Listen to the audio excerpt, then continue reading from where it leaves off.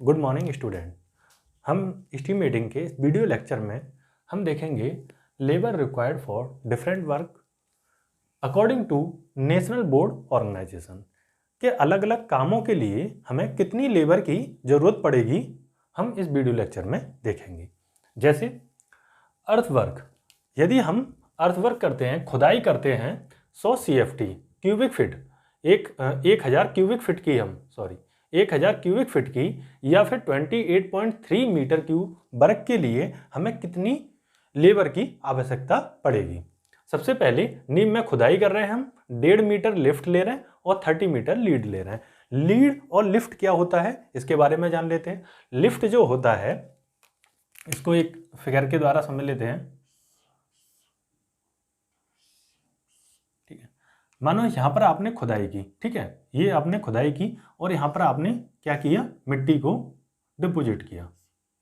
Okay, मानो ये मिट्टी को डिपॉजिट किया, ठीक है, ये मिट्टी को डिपॉजिट किया। तो लिफ्ट का मतलब है इसके सेंटर से इसके सेंटर तक की जो बीच की जो दूरी होगी, वर्टिकल जो दूरी होगी, इसको हम लिफ्ट कह रहे हैं, लिफ्ट।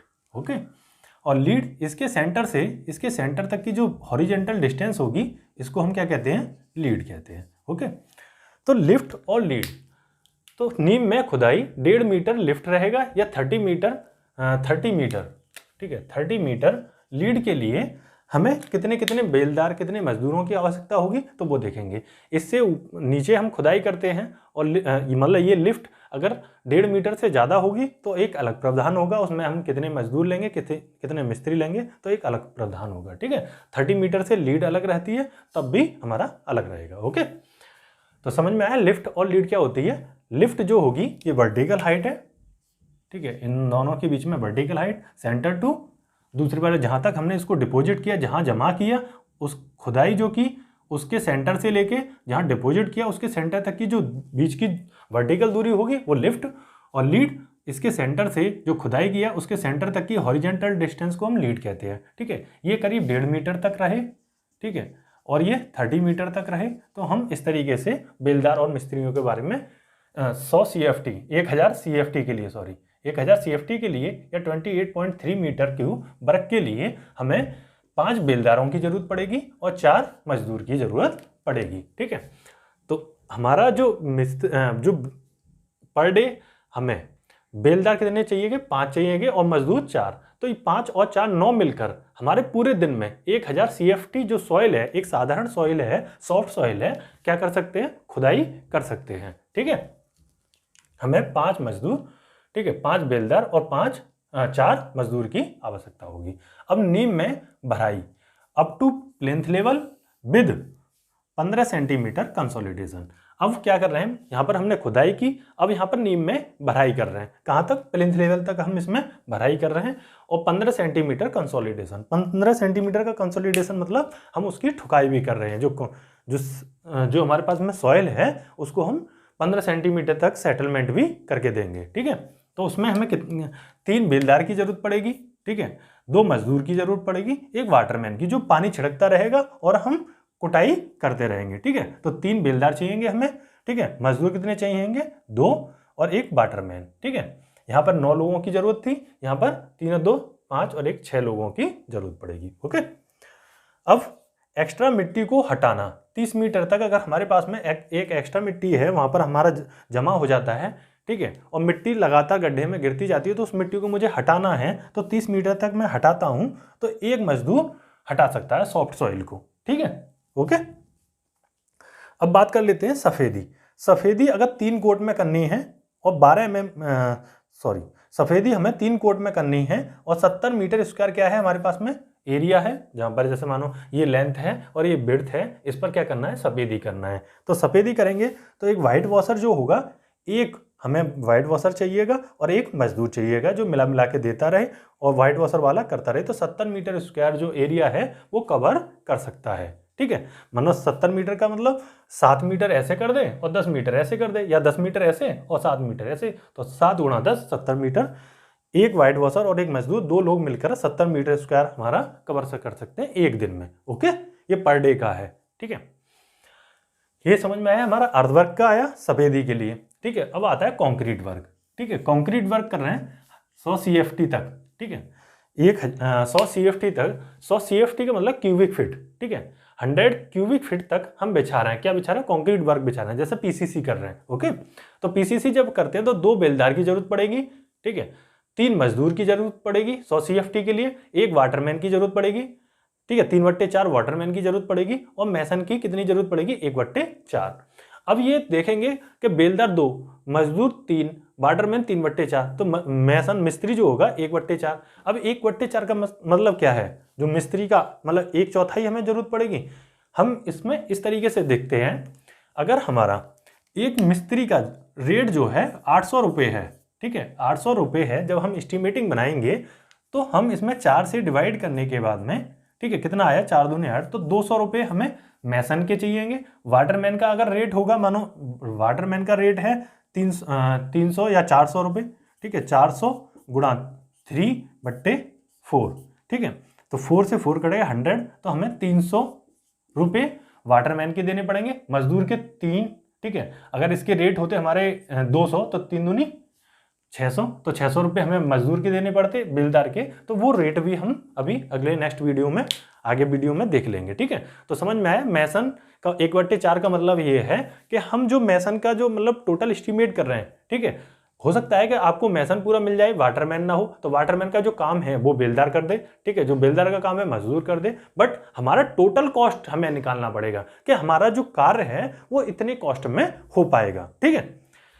जैसे मैं इसी को एग्जांपल ले ही लेता हूं एक, ठीक है, इस एग्जांपल को ले लेता हूं जिससे और अच्छे से क्लियर से ये चीजें समझ में आ जाएंगी, ठीक है।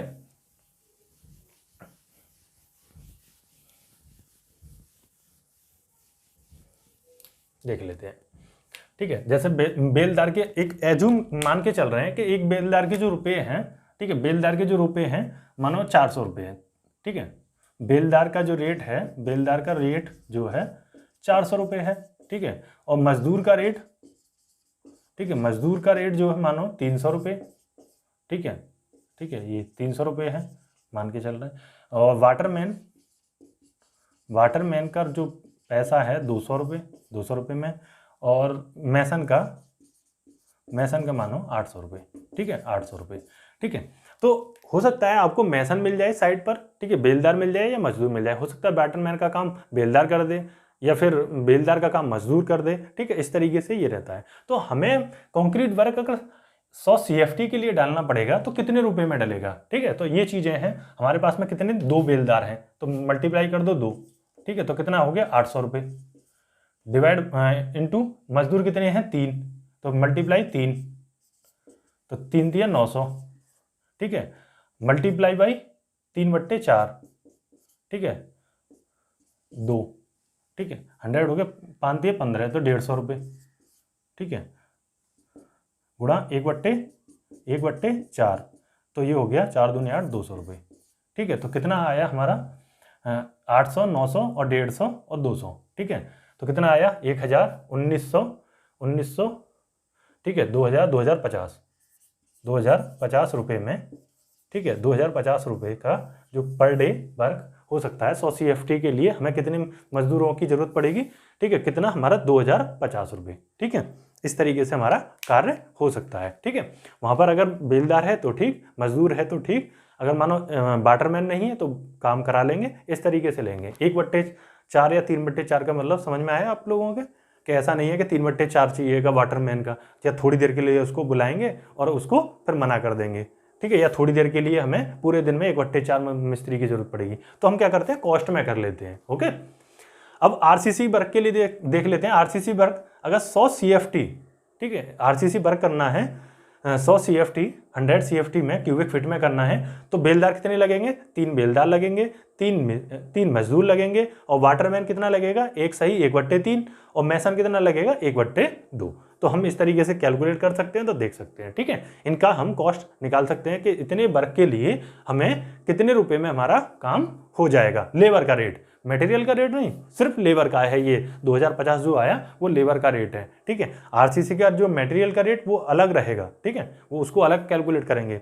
इसके बाद में सेंटरिंग और शटरिंग के लिए अगर हम 96 SFT कर रहे हैं, स्क्वायर फीट में हमारा सेंटरिंग और शटरिंग कर रहे हैं, तो कितने बेलदार की जरूरत पड़ेगी?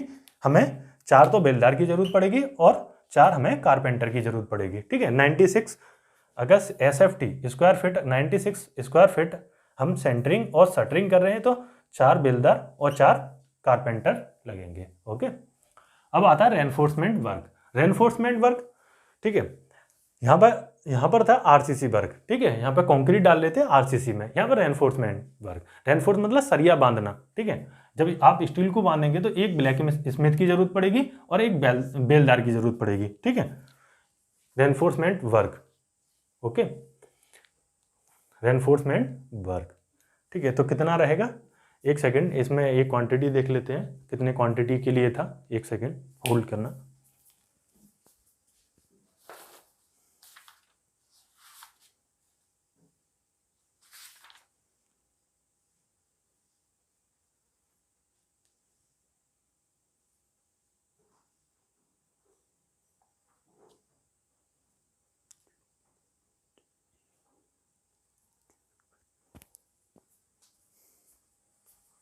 ठीक है,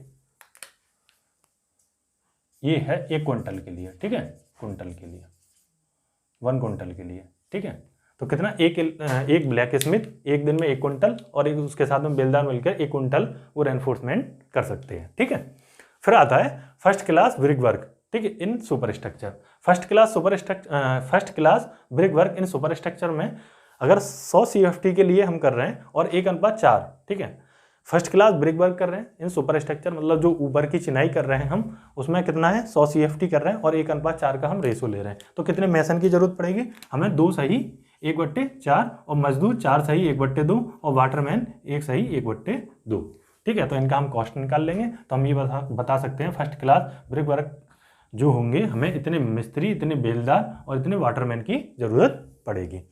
फिर देख लेते हैं 12 mm प्लास्टर के लिए। 12 mm प्लास्टर के लिए 40 मीटर स्क्वायर या फिर 400 SFT स्क्वायर फिट के लिए हमें 3 तो मैसन चाहिएंगे और 4 मजदूर और 1 वाटरमैन। ओके, तो इस तरीके से हम देख सकते हैं कि according to national board organisation ने एक टेबल बनाया है पूरा। ठीक है, जिसमें डिफरेंट वर्क के लिए कितना लेबर रिक्वायर होगा हम समझ सकते हैं। जब हम कार्य करेंगे तो इस तरीके से हम लगा सकते हैं कि 12 mm का अगर यही चीज़ मानो 80 mm हो जाए, 80 मीटर स्क्वायर हो जाए, तो यहाँ पर क्या हो जाएगा, मैसन, मजदूर और वाटरमैन इनका क्या हो जाएगा, मल्टीप्लाई करते रहेंगे। इस तरीके से हम निकाल सकते हैं कि कितने वर्क के लिए कितने मिस्त्री और कितने लेबर की हमें ज़रूरत पड़ेगी। ठीक है, ब्रिक वर्क के लिए भी बता सकते हैं, रेनफोर्समेंट वर्क के लिए बता सकते हैं, RCC वर्क बता सकते हैं।